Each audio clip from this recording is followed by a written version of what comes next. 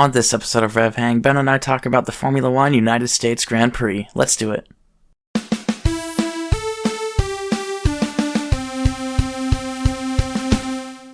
Hello everybody and welcome back to RevHang. I'm Nathan and alongside me virtually is my good friend and co-host Ben Bagley. How you doing, Ben? Pretty good. I just got finished with hanging out with a friend watching the F1 race. I don't know if you've met him. His name's Nathan.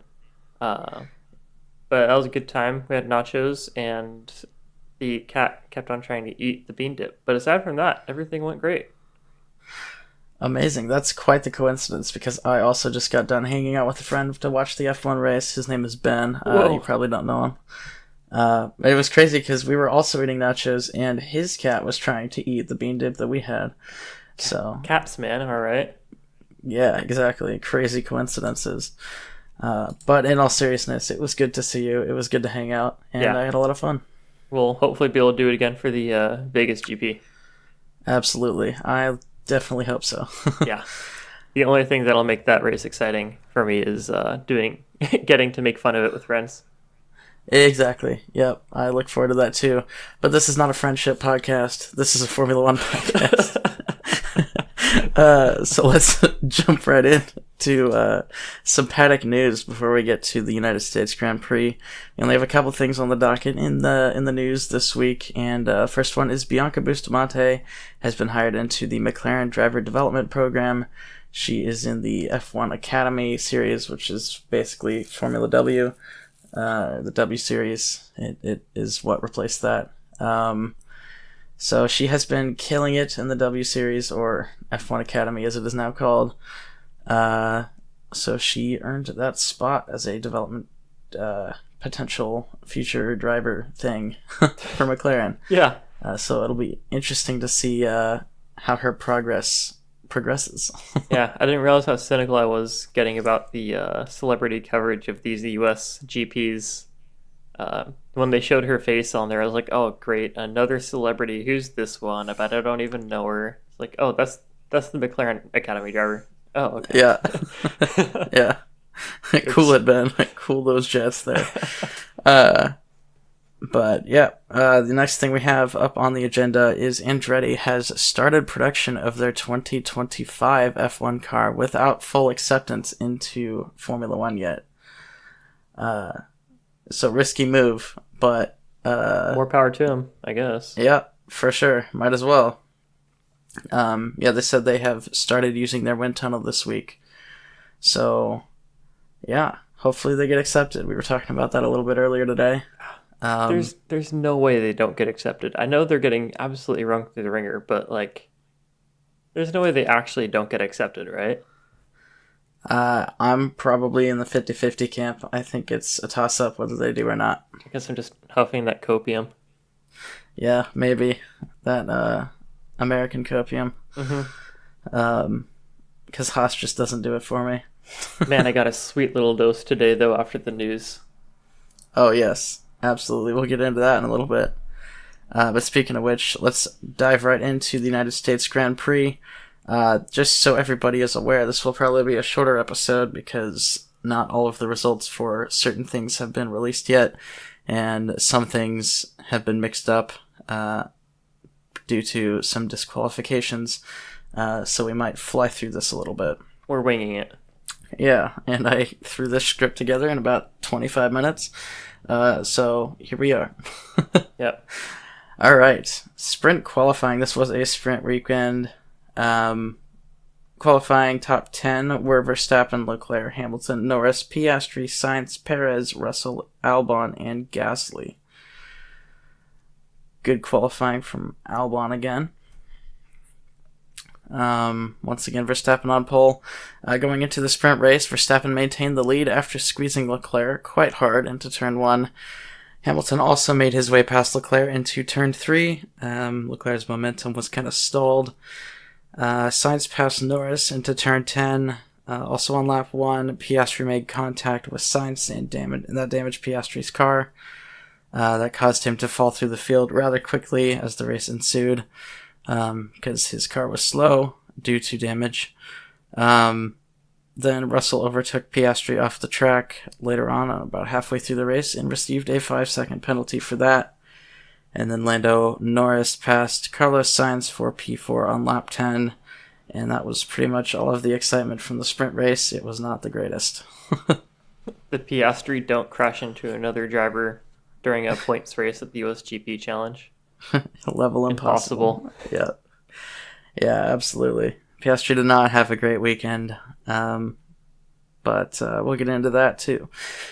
All right, the results of the sprint race, 1st through 5th, were Verstappen, Hamilton, Leclerc, Norris, and Perez. 6 through 10 was Sainz, Gasly, Russell, Albon, and Piastri. Just so everybody's aware, points only go to the top 8, so George Russell scored 1 point. 11 through 15 was Ocon, Ricciardo, Alonso, Tsunoda, and Hülkenberg. And then 16 through 19, rounding off the finishers, were Bottas, Zhou, Magnussen, and Sargent. And then we had one retirement, and that was Lance Stroll. All right. That runs off the sprint race. All of the excitement, which wasn't there. Qualifying for the Grand Prix, Charles Leclerc ended up on pole position during a dramatic qualifying. Verstappen got a penalty. Well, not a penalty, but he got a track limits violation on his last run and was dropped to P6. So it was Leclerc first, Norris second, Hamilton third, 4th and 5th were Sainz and Russell.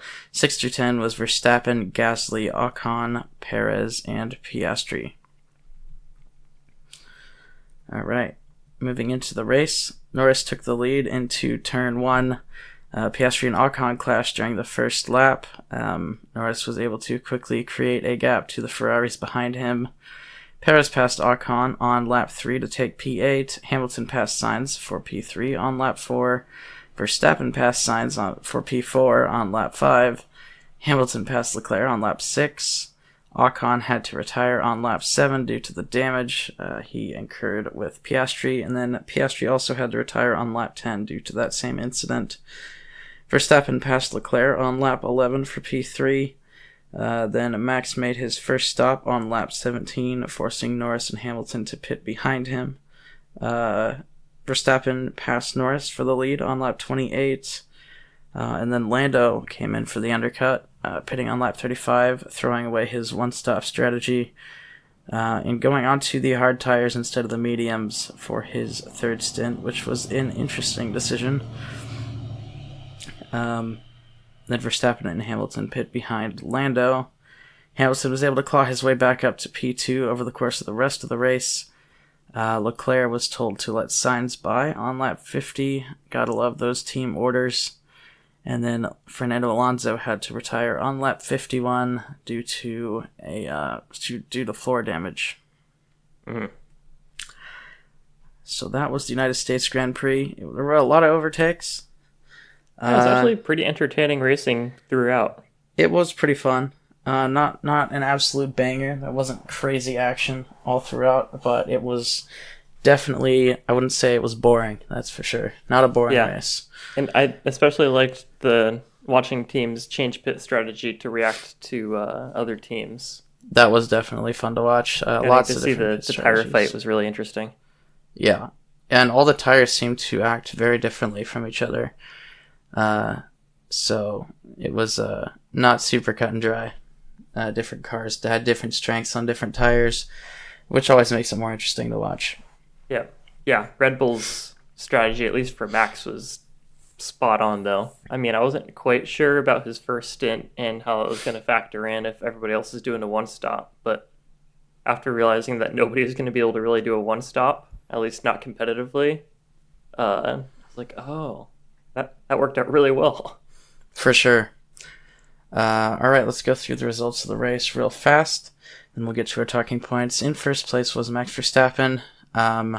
Well, actually, let's get to one talking point right now before we go through the results so people aren't confused. Yeah, context.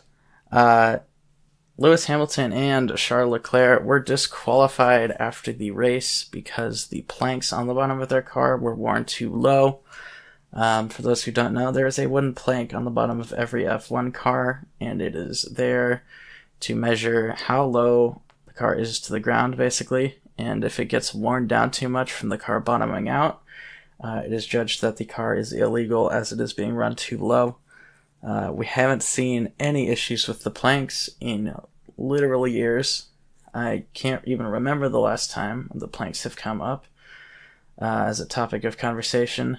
But in this race, we had 2 disqualifications due to plank wear, and that was Hamilton and Leclerc. So Hamilton did finish second, but he was disqualified, and Leclerc finished, I believe, 5th, but was disqualified.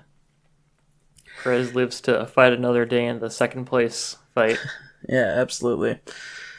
All right, so going through the results with that in mind, 1st through 3rd were Verstappen, Norris, and Sainz on the podium, even though he wasn't. 4th and 5th were Perez and Russell. 6 through 10 was Gasly, Stroll, Tsunoda, Albon, and the first-time points finisher Logan Sargent. 11 through 15 was Nico Hülkenberg, Valtteri Bottas, Zhou Guanyu, Kevin Magnussen, and Daniel Ricciardo. That rounded off the finishers. And then we had 3 retirements, Fernando Alonso, Oscar Piastri, and Esteban Ocon. And then 2 disqualifications were Hamilton and Leclerc. All right. So, let's talk about this race, Ben. Yeah. Or talk about some things regarding the race. Lando Norris had some fantastic pace. Yeah, he was killing it. He was actually holding pretty steady with Max. Yeah. He was holding with Max for a long time. For most of the race, actually, it was towards the end he started to drop off a little bit, and I think that was due to tire wear, and also I think he was, I think that was mostly what it was. But I think he was also trying to save his tires and battery a little bit to try to fight Hamilton off, because Hamilton was on softer tires. He was on the mediums, whereas Norris and Verstappen were on the hards. So once Verstappen started to slip away from Norris just a little bit, I think he turned his focus more towards Hamilton. But Hamilton was able to get by him anyway on the softer compound. Yeah, that's a difficult spot to be in between Max Verstappen and Lewis Hamilton when you're trying to defend your second place position. Yeah, a world champion sandwich, as the commentators would say. Oh, yes. World champion filling, even. Yeah. All right, so yeah, Lando was great. Fantastic race for him. He should be proud of himself there. Piastri did not have such a great race. He ended up DNFing after a second race in the US in a row with contact on lap 1 that ruined his race. Not a great weekend for Piastri. I wouldn't say he was terribly slow or anything. He was definitely slower than Lando. Well, Max too, but definitely slower than Lando pace-wise over the course of the weekend, but it wasn't like he was nowhere. He just kind of got unlucky with damage in both races. Yeah, you probably would have seen him fighting with Perez in terms of where he would have ended up at the end of the race. Yeah, I'd say top 5 was probably a good call there. But it was not meant to be. Mercedes brought upgrades this weekend to the United States, and it seems that they have worked pretty well. Hamilton definitely seemed to have a faster car in general. Russell didn't do a lot this weekend, even with the upgrades. I don't know if that was the car or him in the track or what the deal was. But I guess he did do pretty well in the sprint race. He had a lot of pace in the sprint race. Just seemed like the Grand Prix he kind of lacked a little bit. Yeah, and it was hard to tell because at the start he seemed pretty confident and optimistic about his tire degradation and how that was going on through the race. So it was interesting to see him not really go anywhere with that. For sure. He probably just got stuck behind Perez, I think, for most of the race. Yeah, because once Perez's forward momentum stalled out, it kind of, yeah.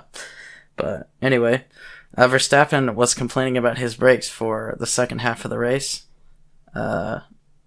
telling his team how garbage his car was as he was taking the lead. It's pretty funny to hear drivers complain about their cars when they're in the lead of the race, and Hamilton and Verstappen have a tendency to do that. Yeah. Princess and the P. Things can seem much worse when you're right at the top and any little thing is noticeable. For sure. So it's still unclear what the problem with Verstappen's brakes were. Obviously, there was something wrong, or else because he was very flustered by it. He did not seem comfortable in the car, which is unusual for this year for Max. So I'm sure there was something wrong with the brakes. It's just hard to know what that was. Aston Martin were absolutely nowhere this week. Did not do well in the sprint race, didn't do well in either of the qualifyings. Stroll DNF'd in the sprint race and Alonso DNF'd in the Grand Prix. Both cars started from the pit lane. They said they were using this race as basically a test session for new parts they were trying out, which is why they started from the pit lane, because they put those new parts on the car. Just overall a weekend to forget from Aston Martin. Yeah, it's really hard to tell whether the upgrades really helped or not, because it was a testing weekend. You don't know if they were running, as fast as they could. Yeah. And Lance Stroll had the upgrades, and the delta between him and Alonso wasn't enormous for most of the race until Alonso retired. So yeah, is that the upgrades? Is it the old car? Or is it, the suspension damage that Alonso eventually retired from? Or who knows? Yeah, it's really hard to know. We already talked about the Hamilton-Leclerc disqualification. So now we get to talk about our favorite American, Logan Sargeant, scoring his first points in Formula One. Let's go. And yeah, that was cool to see. It sucks that it didn't happen on track, but I'll take anything. That is true. But one thing to take from this is it was very, very clear by James Vowles that there was a very clear path to Logan Sargeant retaining his seat, which means I imagine they give him pretty clear targets to hit in terms of performance. And I would imagine that one of those targets had to do with him scoring at least some points in the season. So if there was a contract on the table, if he scored a point, then that might have just saved his seat. It's hard to know. If I were Williams, I would kind of take this result with a grain of salt. Maybe not the result entirely. He would have finished 12th, which is still not terrible. He would have finished ahead of, 7 other drivers? Six other Albon drivers. Wasn't that far ahead of him for most of the race. That is true. He finished right behind Albon. So I think overall it was a good result for Sargeant, and it is cool that he scored his first points. But there is that asterisk that he only scored the points because of 2 DSQs in front of him. Yeah, but it's the result that he needed, really. Yeah, for sure. I'd say confidence building. I think that's going to be the biggest thing for him, is this might boost his confidence a little bit going into the end of the season, scoring his first points at his home race. I really honestly think that's a lot of what he needs is just confidence. So, yeah, we'll see what happens with Sargeant, but I think this is a step in the right direction for sure. All right, so this is gonna, like I said, this is gonna be a shorter episode. We have no standings at the moment because they have not been updated after the disqualifications. But I can tell you, after briefly looking over them earlier, that not much has changed. The only thing that I can see that really has changed that matters is Lando Norris has passed Charles Leclerc in the Drivers' Championship. So That is one step closer to them being past Ferrari in the Constructors, but they're still quite a ways off that. I would also imagine... Let's see, they would have been 6, because after the sprint race, I think there were 6 points behind Aston Martin in the Constructors. So I would also imagine that McLaren has now passed Aston Martin in the Constructors for P4. That really contextualizes how fast the McLaren car became after those upgrades. Yeah, for sure. And I think they're going to hunt down Ferrari by the end of the season. I think it's going to be really close between Ferrari and McLaren. I think Mercedes is still going to pull out that P2 in the championship. but I think it'll be interesting to see where Ferrari versus McLaren ends up. Yeah, love to see it. Absolutely. All right, Pit Stop Championship. There are no updates at the time of recording. We do not have a... Let me refresh the page again to see. Yep, still nothing. So we don't have any pit stop data uploaded to DHL's website yet. But once that gets uploaded, I will have that posted on the spreadsheet you can conveniently find at RevHang.com. If you would like to know what the pit stops were, I do not believe any records were broken this week. No, we didn't have any 10-second pit stops, but we also really didn't have any 2-second ones either. Yeah. So I don't think it was anything super special in terms of pit stops, but I will get the results and standings put on the website once those are uploaded. So moving on to overtake of the week. I gave this to Lewis Hamilton for his overtake on Lando Norris on lap 49 of the race.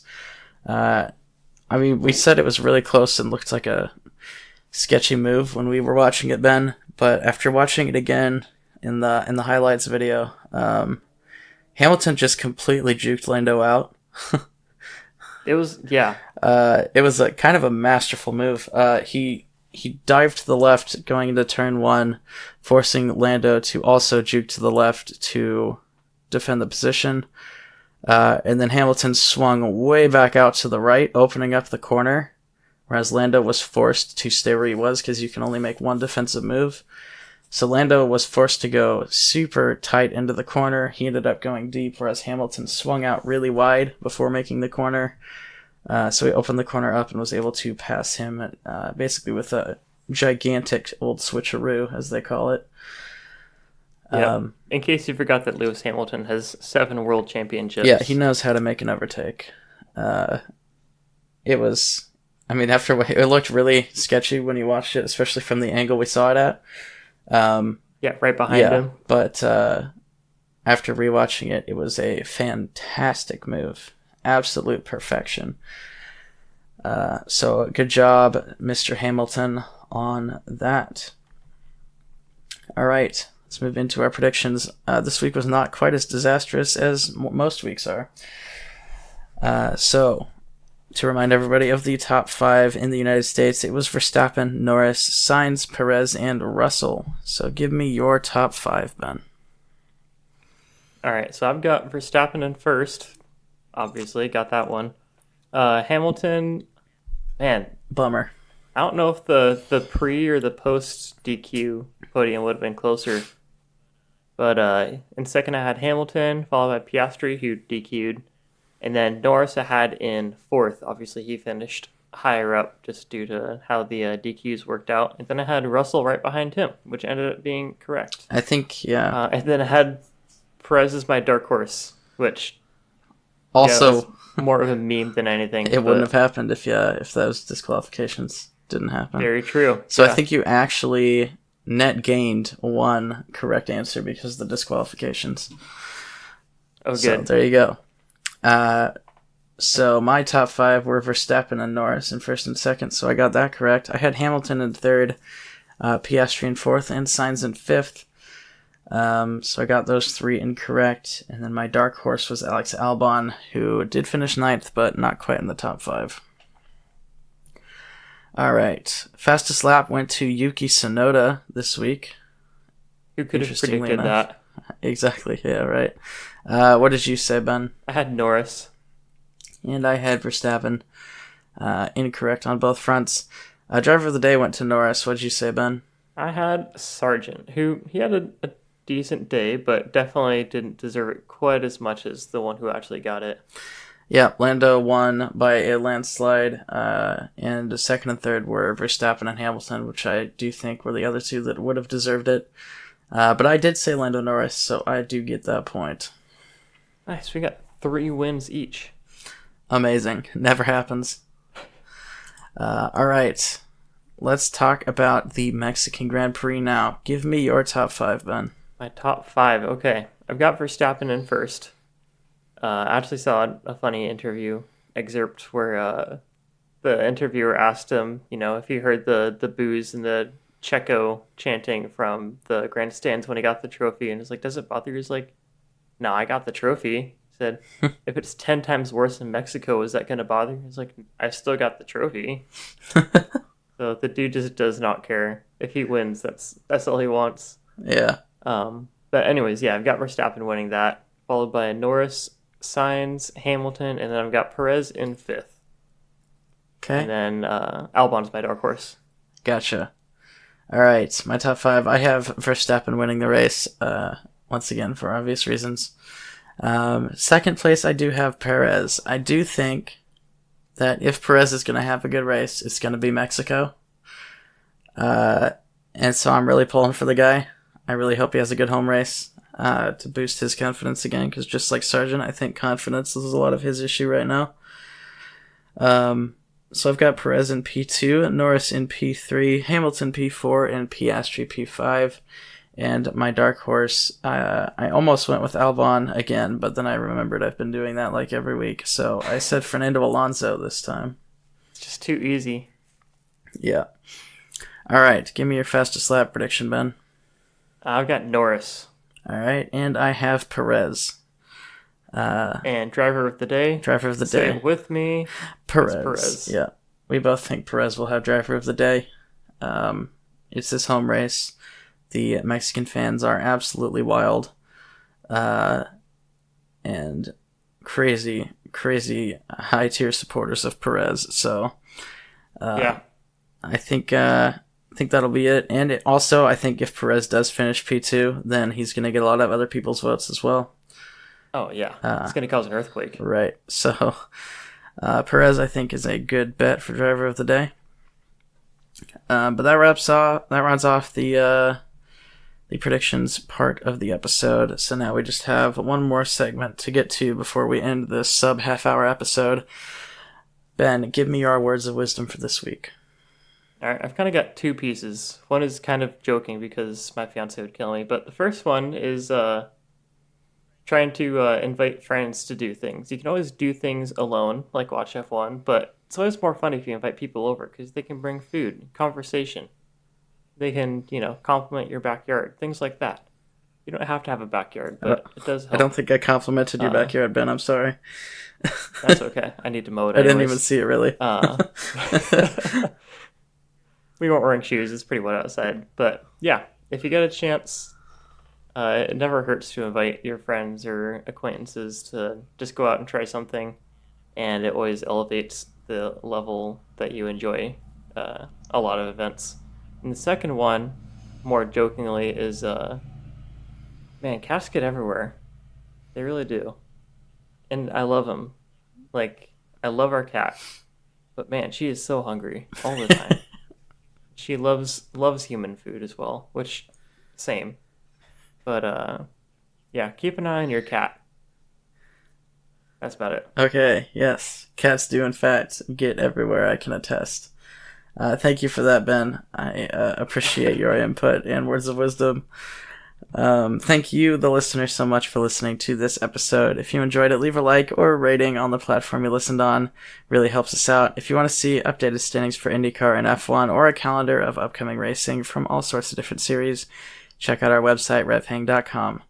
If you have a question about racing or about us, hit us up on X using hashtag RevHangPodcast, and we may feature your question on the next show.